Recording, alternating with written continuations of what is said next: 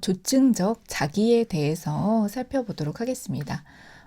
앞서서 계속 반복돼서 나오는 내용이긴 한데요. 쉬지 않고 움직임으로써 여러 가지 고통스러운 느낌을 회피하려고 하는 특징들을 보이고 있죠. 조증적 자기의 어떤 핵심 키워드라고 한다면 여기 나와 있는 파편화된 자기, 프래그먼테이션이라는 측면일 것 같아요. 자기감이라고 하는 것이 약간 산산조각 날 것 같은 기분으로 요약이 됩니다. 주관적인 자기 붕괴라고 되어 있죠. 그래서 과연 내가 누구인지 여러 가지 나에 대한 생각과 느낌 같은 것들이 하나로 통합되어 있지가 않고 이렇게 뿔뿔이 흩어져 있다. 이렇게 이해를 해보시면 될 것 같아요. 이분들은 기본적으로 관계에 대해서, 특히 친밀한 관계에 대해서 두려움을 가지고 있습니다. 그렇기 때문에 본인이 이 관계에 대한 정서적인 투자를 하지 않는 경향들이 있어요. 하지만 상당히 남들에게 스스로를 매력적으로 보이도록 하는 방법을 압니다. 그러다 보니 타인은 자신에게 애착을 형성하도록 이끄는데 좀 능숙하다 이렇게 평가되기도 해요. 이처럼 겉으로는 명석하고 재치 있는 모습으로 보여지지만 사실 그 안을 들여다보면 심리적으로는 상당히 취약한 상태이고요. 특히 상실 경험에 대해서 굉장히 이것을 잘 다루지 못한다. 상실 경험이 오고 고통이 오면 그것을 굉장히 크게 받아들이고 자기 붕괴에 내가 존재해야 될 이유나 이러한 것들을 찾지 못하고 자살시도를 한다든지 아니면 여러 가지 정신병적인 증상들을 보이게 될 수도 있습니다. 경조증 성격을 지닌 내담자, 환자와 상담 치료를 진행을 할 적에 어떠한 전이나 역전이가 나타날 수 있는가. 그런데 사실 그 전이에 대해서는 이렇게 깊게 설명이 나와 있지는 않고요. 역전이에 대한 내용들만 교재에서는 언급을 하고 있습니다. 역전이라고 한다면 치료자가 그 경조증적인 성격을 지닌 내담자나 환자를 보고 느끼는 느낌이라고 생각하시면 될 텐데요. 우선은 환자의 정서 반응을 따라가기 어렵다라고 하는 것이 가장 큰 이제 특징이라고 볼 수 있을 것 같아요. 여러 가지 이야기들을 환자가 막 쏟아내는데 정리가 되지 않는 그런 느낌입니다. 그리고 이 사람이 그 치료자에게도 상당히 매력적인 부분을 많이 어필을 하기 때문에 실제로 내면에서는 어느 정도의 고통을 느끼고 있는지 가늠하기가 어려워요. 그리고 자기 그 내면에 이렇게 파편화된 자기라고 했었죠. 그러한 것들이 얼마나 심각한 수준인지 이러한 것들을 평가하기가 쉽지 않습니다. 그렇기 때문에 이러한 부분에 조금 주의를 기울여서 내담자를 잘 관찰할 필요가 있다. 가끔은 굉장히 협조적인 태도를 보이면서 치료 과정에 임할 수도 있는데요. 이것이 이 경조증 환자의 진심이 아닐 수도 있다라는 것도 어느 정도는 감안을 해야 된다는 것이에요. 경조증 환자가 이 치료 상황을 딱 보고 판단했을 때, 지금은 내가 협조하는 모양새로 가는 것이 이 상황을 모면하는데, 이 상황을 넘기는데 유리하겠다라고 판단을 하고 일종의 부인 방어의 결과로서 이러한 모습들을 보이는 것일 수 있기 때문에 이런 것에 속아 넘어가지 말라. 이제 이러한 이야기를 하는 것이죠. 그리고 또 하나, 도주를 예방하라. 치료 관계가 제대로 안정화되기 전에 치료를 그만두는 경우가 왕왕 있다.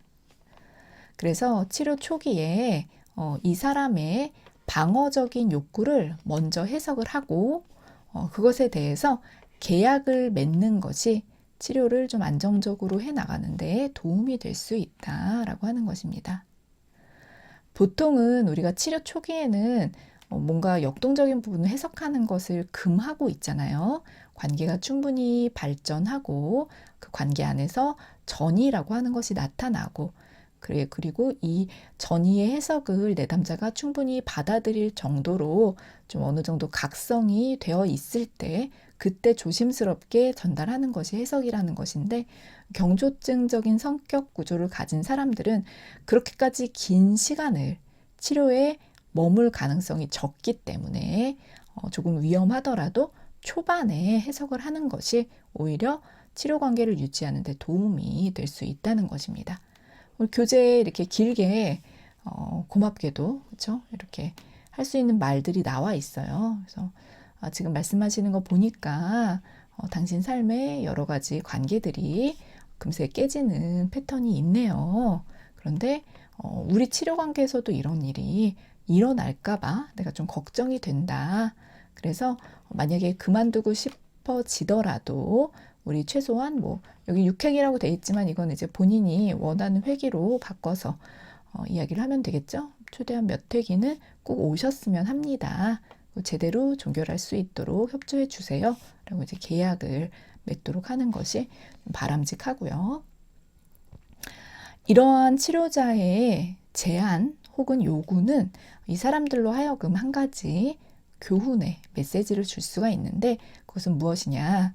어떠한 관계가 한번 시작되고 끝맺음을 하기 위해서는 우리가 정서적인 어떤 준비가 필요하다라고 하는 것이에요. 내가 필요 없어. 아우 귀찮아. 더 생각하기 싫어. 끝내버려. 이게 아니라 나는 이미 마음이 많이 떠나고 정리가 됐을지라도 상대방이 어떠한 상태인지 그리고 내 마음을 상대방한테 전달하고 최소한 그 사람이 좀 나처럼 마음이 정리될 때까지 기다려주고 이러한 것이 이제 관계를 끝내는 방식이다라고 하는 것들 그리고 그 안에서 일어난 여러 가지 감정들을 우리는 보살펴 주어야 하는 의무가 있다라고 하는 것들을 좀 알도록 하자라는 것입니다. 우울성 성격을 지닌 사람들과 마찬가지로 그 조증 에피소드, 경조증적인 성격을 가지고 있어서 조증 에피소드를 겪는 사람들도 향정신성 약물을 함께 병행하면서 심리치료를 진행하는 것이 조금 더 효과가 있을 수 있습니다. 다만 우울만 단독으로 경험하는 것에 비해서 우울과 조증 두 가지를 모두 경험하는 양극성 환자의 경우 약물 치료가 좀 더 까다롭다고 알려져 있어요. 그렇기 때문에 심리치료사와 의사가 좀 서로 긴밀하게 연락을 하면서 현재 이 사람이 어떠한 상태고 약물은 어느 정도 잘 복용하고 있고 이러한 정보들을 좀 잘 공유를 해서 치료에 좀 시너지를 낼 수 있도록 하는 것이 중요할 수 있고요. 그 밖에 치료 과정상에 우리가 특징이라고 한다면 비교적 건강하게 살아왔었던 경조증 환자는 본인의 인생 후반부가 되면 자발적으로 치료를 오는 경향이 있다고 합니다. 이것은 이 경조증이라고 하는 것이 조금 젊은 연령대에 더 증상이 많이 나타날 수 있고 인생 후반부가 되면은 여러 가지 이제 생체 에너지가 이렇게 떨어지는 것과도 관련이 있을 것 같아요. 약간 증상이 잦아들면서 스스로를 좀 돌아볼 수 있는 여지가 생기거든요. 그래서 이제 연령대에 따라서 좀 치료의 적기가 있을 수 있다라고 하는 것들 기억하고 계시면 좋을 것 같고, 우리 앞서서 그 방어를 우회해서 해석을 하는 방법들이 있다 말씀을 드렸었는데요. 밑으로 내려가는 방식 같은 것들이 이분들한테는 조금 더 적절할 수 있다라고 하는 부분. 그리고 이분들이 겪고 있는 그 조증적 자기에서 내가 산산조각 날 것 같은 자기 파편화된 공포가 있다고 했어요. 그런데 이러한 공포를 너무 성급하게 다루려고 한다면 이분들도 도망갈 수 있겠죠. 그래서 이제 그것을 좀 천천히 다루는 것이 좋다. 치료에 임할 때 치료자가 신중하고 침착한 모습을 보이는 것이 이분들한테 어떤 모델링이 되어줄 수가 있고요. 또 항상 중요한 부분이지만 정서적인 진솔함도 항상 갖추고 있어야지 된다라고 하는 것을 기억하면 좋을 것 같습니다.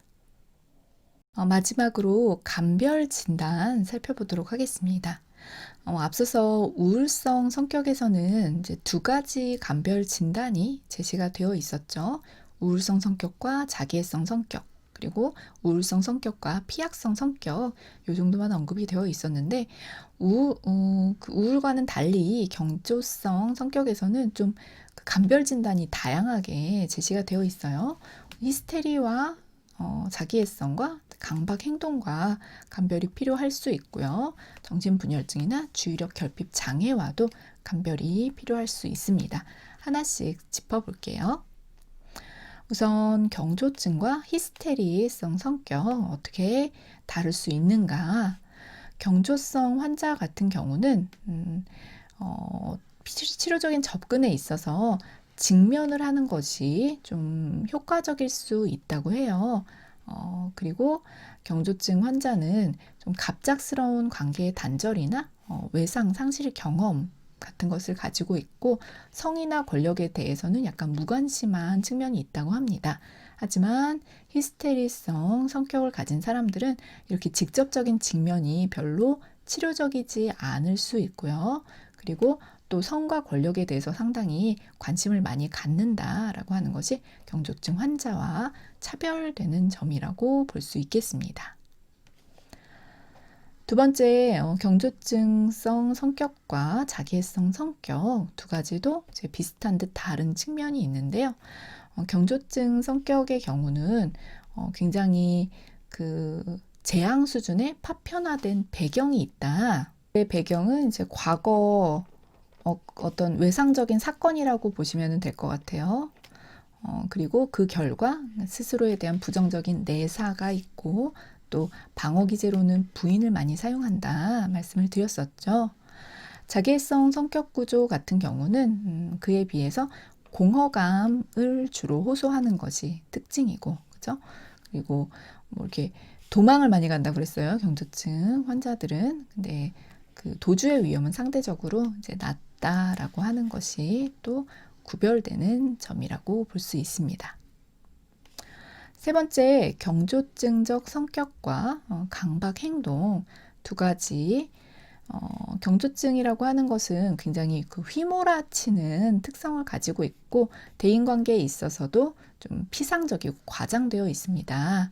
그리고 또 특징 중에 하나는 여러 가지 세부사항을 무시하고 약간 제멋대로 하는, 권위나 금기도 막 도전하고 약간 전능통제 방어를 또 사용을 하기 때문에 이런 부분이 있는가 하면, 강박행동은 반면에 대인관계가 그래도 가능은 하고요. 죄책감이나 슬픔 같은 정서도 조금 느끼는 편이고 무엇보다 도덕에 굉장히 집착하고 얽매는 측면이 있습니다. 그래서 권위를 무시하고 이러지는 않는다는 점에서 두 가지 좀 구별을 해볼 수가 있을 것 같아요. 다음으로 조증 성격과 또는 조증 이제 그 증상이겠죠. 정신병적인 증상과 정신분열증 두 가지 사이에서도 이제 정신분열증이라고 최근에는 이제 하지 않죠. 조현병이라고 생각하시면 될 것 같습니다. 둘 사이에도 약간 겹치는 부분이 있을 수 있어요. 실제로 분열성 정동장애 라고 해서 그 조현병을 가지고 있으면서 약간 이런 조증의 특성을 함께 지니는 이러한 사람들이 있거든요. 진단명에도 있고. 그래서 두 가지를 이제 구분하는 것이 생각보다 쉽지는 않다. 이것은 우리가 일반적인 이제 임상 상황에서 만나기는 어려울 것 같고, 정말로 정신병동에 이제 입원하는 경우에 발견이 되는 사례라고 보여지고요. 이때에는 약물을 사용하는 게 아마 제일 까다로울 수 있을 것 같아요. 어떤 언어적인 치료를 하고 둘을 구분하고 하는 것보다는 잘못 약물을 썼을 때 뭐 어떤 두 가지 중에 하나가 더 심화될 수도 있고 하기 때문에 그런 부분에서 좀 잘 선별할 필요가 있다, 잘 가려볼 필요가 있다, 이렇게 언급을 하고 있습니다. 마지막으로는 조증과 주의력 결핍 장애도 두 가지가 둘 다 약간 산만하니까 좀 헷갈릴 수 있다라고 하는 것이죠. 조증이라고 하는 것은 어쨌든 본인에게 있는 것을 약간은 뭐 눈 가리고 아웅같이 정말 너무 뻔한 거짓말로 부인 방어로 막으려고 하는 것이 가장 큰 특징이라고 볼 수 있을 것 같아요. 그리고 어떤 자기 내적인 주제, 자기의 테마라고 하는 것이 상실이나 갈망, 자기 혐오 같은 것들로 조금 정리가 될 수 있습니다. 하지만 주의력 결핍 장애를 가진 사람들이 뭐 이것을 모두 다 필수적으로 가지고 있는 것은 아니기 때문에 그러한 측면을 바탕으로 두 가지를 구분을 해볼 수가 있을 것 같고요. 그 다음에 이것을 구분해야 하는 또 특징 중에 하나는 산만하다고 해서 ADHD인가 해서 약물을 잘못 투여를 하면 그것이 잘못 조증 상태를 더 악화시킬 수도 있다고 합니다. 그래서 이런 부분을 잘 구별을 하라라고 당부하고 있습니다. 네, 이상으로 우울성 성격과 조증 성격에 대해서 훑어봤습니다. 이것이 우리가 임상적으로 진단하는 우울증 혹은 조증이랑은 조금 다르다라는 점을 다시 한번 좀 기억을 해보시면 좋을 것 같아요. 비록 어떠한 정신병리의 증상으로 나타나고 진단을 받지 않는다 할지라도 이 사람의 성격 구조 자체가 우울하게 또는 경조증적으로 구성이 될 수 있다라고 하는 점이고, 이렇게 성격 구조가 형성되게 된 배경에는 이분들이 생애 초기에 겪었었던 여러 가지 외상 경험, 그런데 이 외상 경험이 상실과 관련된 외상 경험이었었던 것이죠. 그것으로 인해서 그것을 극복해내기 위해서 어떠한 방법들을 사용을 했는지, 우울 성격 같은 경우는 내사를 한다거나 자기 탓을 한다거나 또 그 상대방을 이상화하는 방식으로 이 당시에 힘들었던 경험을 극복하고자 했었던 것이고요. 조증으로 성격 구조가 형성된 사람들은 이 모든 것을 부인하려 하면서 지나치게 들뜨고 피상적인 모습들을 보이게 된다라고 하는 것이죠. 또 한 곳에 머물러 있다 보면은 감정에 휩싸여서 본인이 힘들어질 수 있으니까 자꾸 행동화하고, 그렇죠? 그리고 또 사람들과 관계 맺기 싫으니까 그 사람 평가절하하고, 그리고 상대적으로 나는 위대라고 하는 전능 통제 같은 것들도 하게 된다, 이렇게 나누어서 보았습니다. 그래서 동일한 사건이라도 이제 그것에 대해서 우리 내면에 이제 어떻게 다른 방식으로 이렇게 성격이 형성될 수 있는지 통합해서 이해를 해보시면 좋을 것 같고요. 또 사실 조증 성격에 대해서는 어떤 치료적인 함의 같은 것이 풍성하게 나와 있지는 않았지만 우울성 성격에서 좀 더 자세하게 내용이 설명이 되어 있었던 것 같아요. 그래서 이 부분 중심으로 내용을 정리해 두시면 좋을 것 같습니다. 아마도 경조증 성격의 그 내용들이 풍성하지 못했던 이유 중에 하나는 이분들이 실제로 심리치료에 이제 많이 참여를 하고 또 그것이 임상적인 경험으로 쌓여서 보고가 되고 그러기가 어려웠기 때문인 것 같아요. 실제로 우리 교재에서 낸시 맥윌리엄스도 본인이 이제 경조증적인 성격을 지닌 내담자를 만난 적이 있었지만 치료가 굉장히 힘들었고 또 그 당시에 그분을 상담하는 것을 뭐 DVD로 막 찍고 그런 프로젝트가 있었나 봐요. 근데 실제로 그때 잘 치료가 되지 않았다. 나의 부끄러운 모습이지만 그래도 도움이 된다면 한번 보라. 이런 식으로 이제 제안을 하고 있는데 그만큼 다루기가 좀 쉽지 않은 성격 유형인 것 같습니다. 그래서 오늘 이 정도로 우울성 성격과 조증 성격에 대해서 정리하도록 하겠습니다. 고생 많으셨습니다.